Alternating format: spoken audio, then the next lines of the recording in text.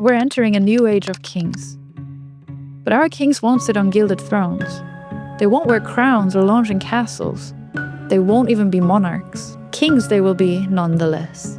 Monarchies are dated, but kings are coming back. Today we live in democracies. Especially in the West, we consider democracy something like the final stage in the evolution of governance. We take power, we split it, we hand it to different accountable institutions, and so no single ruler can impose his will on an unwilling people. But I'm probably not the first person to point out that lately, and by lately I mean in the last couple of years, our supposedly perfect system suffered some reputational damage. Which is to say, the institutions we put in place so we wouldn't need to trust one leader have lost our trust. And it's in this dissatisfaction that we can see the emergence of a new breed of leaders. Leaders who come in and they sort of do everything a little differently. They leave an impression because they're so unlike the politicians we're used to.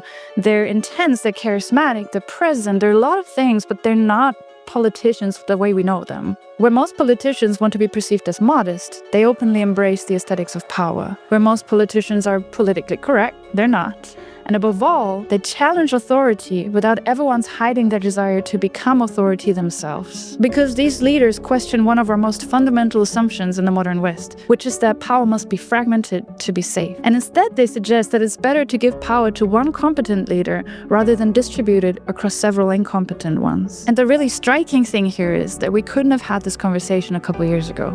It was way outside the Overton window, but things have been changing, and I want to take a look at that. At who these unconventional leaders are, and why we're somewhat drawn to powerful men, and at what it would mean to have a new age of kings. Before we go any further, we need to define the modern king. And the modern king is no monarch.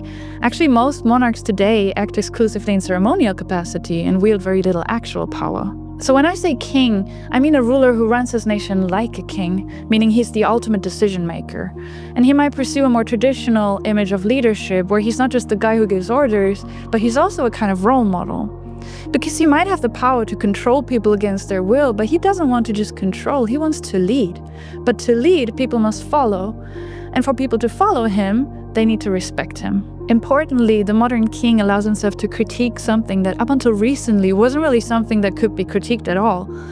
And that's democratic checks and balances. The modern king believes that breaking up power between different institutions, even if done as a safeguard, inevitably leads to stagnation and to gridlock, and that instead, a nation should vest power in one capable leader and let him lead. And to be perfectly clear, modern kings and democracies are not mutually exclusive. You can very well have a modern king in a democracy. The system might stay the same.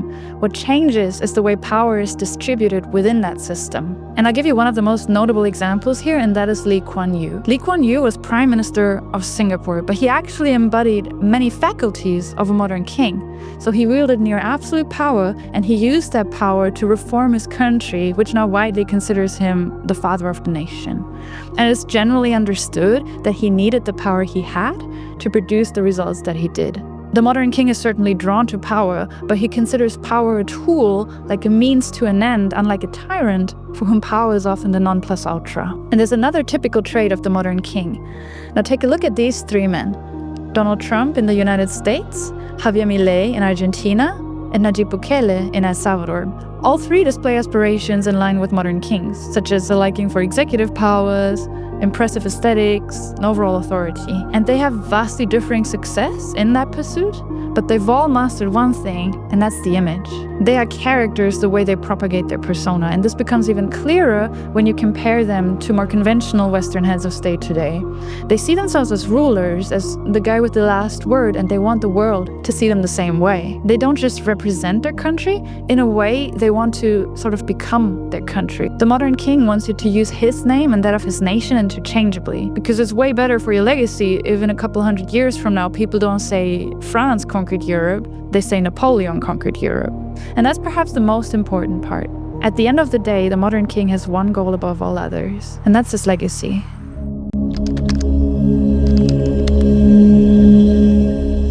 I'm from Germany. And for most of us in the West, anything other than what we have today is basically unthinkable. So especially if you grew up in the West, you probably grew up in a liberal democracy, and you probably grew up considering that liberal democracy is sort of the be-all and end-all of ethical governance. But the Greek historian Polybius believed that democracy was only one step in a cycle, and that all governments naturally cycle through 6 stages. It starts with monarchy, which is the virtuous rule of one. Then comes tyranny, the devolution into or handover to a corrupt monarch.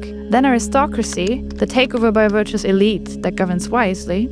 Then oligarchy, which is the descent into a selfish rule by and for the rich. Then democracy, which is popular rule following the overthrow of the rich. Then ochlocracy, or mob rule, which is the degeneration into disorder through a rule of passion rather than reason. And then we return to monarchy through the emergence of a strong leader who restores order. This theory is called anacyclosis, and it basically says that every form of governance contains within it the seed of its own corruption, which would mean that every democracy has an expiration date. The late Roman Republic is an example of what happens when that date is reached. So Rome was struggling with street gangs and with class warfare and with paralyzed institutions until Caesar came in and Caesar restored order through autocratic rule. Or to go back to a more recent example, Singapore also had civil instability, had race riots, had weak institutions, and then Lee Kuan Yew came to power and he centralized authority, he embraced meritocracy, and then he brought order. So the desire for a king is actually stronger in unstable societies. And that makes some sense, because in a functional democracy we want for nothing. It's only when things stop working that we start looking around. And that brings us to the state of the modern West.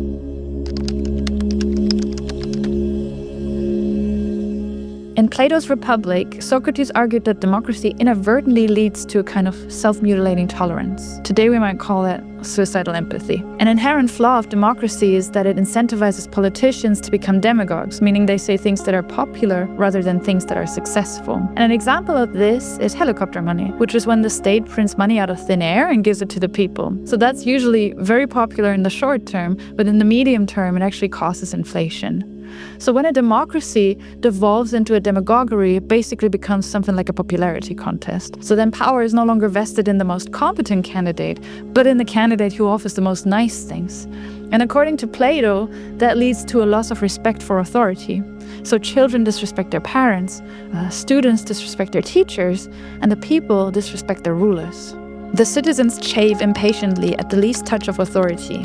And at last, as you know, they cease to care even for the laws, written or unwritten. Think something like a hesitancy to punish crime for fear of backlash or in the name of tolerance. And this is where democracy turns into mob rule. And we can actually see symptoms of that. So there would be stagnating institutions or corrupted powers in the state, or politicians who care more about the next election than they do about progress, or leaders who become laughingstocks. But if everybody rules, then nobody rules. And so in this chaos, we start to seek order. But we know we're not going to get it with the politicians who got us into that mess in the first place. And so this creates an opening for an authority figure to come in and clean the house. So we don't actually hate being ruled. We just don't want to be ruled by someone we don't even respect. A 2024 study across 24 countries reported median support for rule by a strong leader at 31%. And that number was higher in medium income regions like Latin America. Now, people often say that Latin America has a tendency to elect strongmen, but look at this study from France from 2025, where 48% of respondents agreed with the following statement: in a democracy, nothing advances. It's better to be less democratic and more efficient. Meaning half the respondents in a nation that's usually hailed as a full democracy actually favor efficiency over democratic idealism. And the same study also found that only 28% of participants believed democracy works well in France. So what does this mean?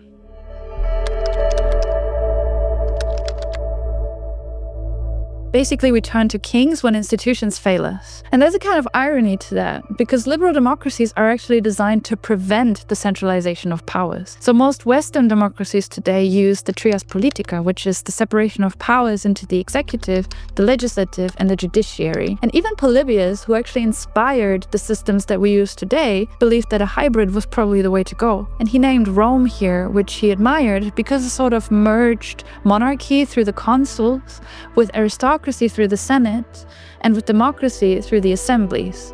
And so these are basically the 3 good stages of anacyclosis. And Polybius believed that the combination basically slowed the cycle and prevented a rapid decay into disorder. Of course, today we know that like 100 years after he formulated that theory, Rome had to be saved by Caesar, but the idea survived nonetheless. You could even argue that the Western Empire somewhat decelerated the cycle as well, because we actually have some really successful democracies that lasted for many, many years, such as in the US. But even that didn't protect us from what is happening right now. We separated the powers of the state because a major drawback of handing all power to one ruler is the risk that that ruler might be corrupt. And so we basically give ourselves a better shot by making sure no single ruler has all the power. Now this system too, like everything, has its drawbacks, namely that the decision-making process slows down. So a system in which the powers are separated is inherently slower than a system in which power is centralized. But we generally consider this a worthy trade-off, because we'd rather have a slow democracy than a fast tyranny. But where this becomes a problem is when the separated powers not only fail to prevent corruption, but they become corrupted themselves. Because then you basically have the worst of both worlds. You have the worst case scenario for separated powers, which is stagnation, and you have the worst case scenario for centralized power, which is corruption. In other words, the very system we installed to protect us from the corruptible nature of humans became corrupted itself. The only thing worse than a corrupted man is a corrupted system. Because you can overthrow a man, but how do you overthrow a system? And so when a democracy succumbs to its inherent flaws, which is corruption, high time preference, the incentive to spend the treasury, then that democracy loses its essence, and it basically becomes something like a corrupt monarchy with faceless kings. And why put up with faceless kings when you can install a real king instead? So now we have a better understanding of why more and more people are becoming somewhat wary of modern democracies. And we've talked about kings, but what we've not talked about is tyrants. Because what if we find ourselves a king, but he turns out to be a tyrant? I mean, that's why we have democracies in the first place, because in a democracy, there's no risk of tyranny, right? What is the difference between a king and a tyrant? And so I mentioned this before, but if you ask me, I'd say we can actually tell a lot from their perception of power. For the king, power is a means to an end, a tool he uses to achieve a lasting legacy. But for the tyrant, power is often the actual end goal. So in this video, I'm not mentioning tyrants, because tyrants are not kings. Kings are legitimate rulers. Tyrants cling to power illegitimately, but we generally don't really seem to trust ourselves to be able to tell one from another. And so this conversation usually carries a kind of subtext. We've all seen power corrupt people or bring out their innate corruption, and we all know examples of tyrants who subverted entire kingdoms through their abuse of power. But we also know many stories of kingdoms that thrived precisely because of their rulers. People like Marcus Aurelius, like Ramses II, like Charlemagne, or like Alfred the Great. Power can be used for good and it can be used for evil. And so it may be more appropriate to say that we don't fear kings, we fear tyrants. But tyranny doesn't necessitate a king, nor is it exclusive to kings. Any 12-year-old can name several infamous dictators, but how many people can talk about the power structures of supranational organizations or certain hedge funds and their certain holding groups that dictate policy and exert power over countries as people never elected them? The reason why it's way easier to point out one than the other is accountability. One has a face, the other doesn't. We should fear tyranny, but we should bear in mind that tyranny lurks everywhere. Every monarchy can turn into a tyranny of one, and every democracy can turn into a tyranny of the many, and it's on each society to try and prevent that. So we don't necessarily want a king. What we do want is what he promises, which is order and peace. And when those things are no longer found in the status quo, then it becomes at least somewhat understandable why more and more people are considering the idea of a king. A functional monarchy will always be more desirable than a dysfunctional democracy. So let's assume we've made up our minds and we'd like a modern king. How do we find one? And the answer is, we probably won't. But the good news is, somebody else probably will. Let's look at El Salvador. So I live here in El Salvador, and this has actually given me a kind of vantage point, if you will, from which I've observed some of the developments that I just laid out to you. And El Salvador is perhaps the nation that best exemplifies the shift from mob rule to monarchy in the modern day, because El Salvador found itself a king in all but name. Nayib Bukele made history when he destroyed the gangs that controlled his country for decades. And so this was basically unheard of, because El Salvador went from the world murder capital to the safest country in the Western Hemisphere, all in a couple of years. And people thought this was impossible, but he did it. So how?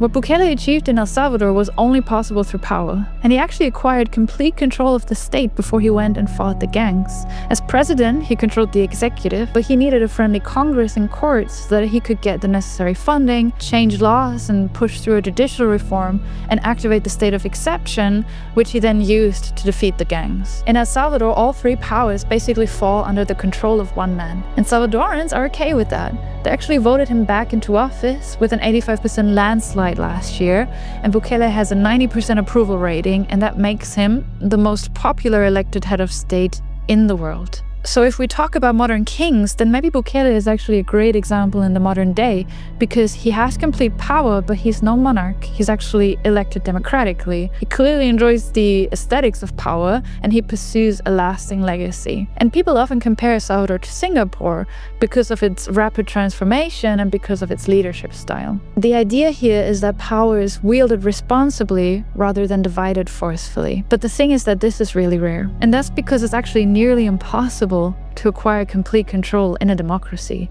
They're just not designed for that. They're not designed for the centralization of power. But most modern aspiring kings rule in democracies. And of course, if a leader isn't popular enough to acquire complete control through democratic means, we wouldn't like it if he tried acquiring complete control through undemocratic means, because that would be illegitimate. And an illegitimate king is no king, he's a tyrant. Depending on their country, aspiring kings at least need a parliamentary majority and friendly courts. But if we look at the US, then every election the candidates actually fight over single percentage points. And if we look at Europe, then 30% of the popular vote is considered a serious accomplishment. Plus, of the many kings on the human timeline, we actually only remember a very select few. And that's because most of them, they weren't tyrants, but they weren't great either. They were probably just good enough, average. And so there's no reason to believe that today should be any different. Most modern aspiring kings will actually lack the popularity or the skill to acquire the powers of a king, meaning they won't be kings at all. Now, we don't actually know what this means for us in the West and for our future. It could mean a period of uneventful quiet. It could mean a dark age. It could mean we dodge a bullet because we would have had a tyrant, or it could mean the fall of an empire. Now, I want to conclude this video by going back to Polybius. Because if we believe Polybius, then we believe that order and disorder are inextricably linked, meaning they succeed one another. So order becomes disorder, becomes order, becomes disorder, becomes order, becomes disorder. But we actually have examples that would challenge this, and one of them is Singapore. Singapore seems to have skipped the tyranny phase of the cycle entirely, because Lee Kuan Yew never became a tyrant, nor did any of his successors. And today, Singapore is a prosperous nation, and more importantly, a model nation for its time. So maybe everything isn't quite so absolute. The new age of kings won't have kings for everyone. Rather, it will bring about a few remarkable leaders who go and shape the politics of their time. And those of them who are successful will actually go and redefine the way people view the leader of a nation, not as someone to disregard or ridicule or even fear, but as someone to respect and someone to follow. I hope you like this video. It's actually my first video. It's a brand new YouTube channel. If you like it, please subscribe, because I'll be uploading more, and please let me know what you thought, and see you again.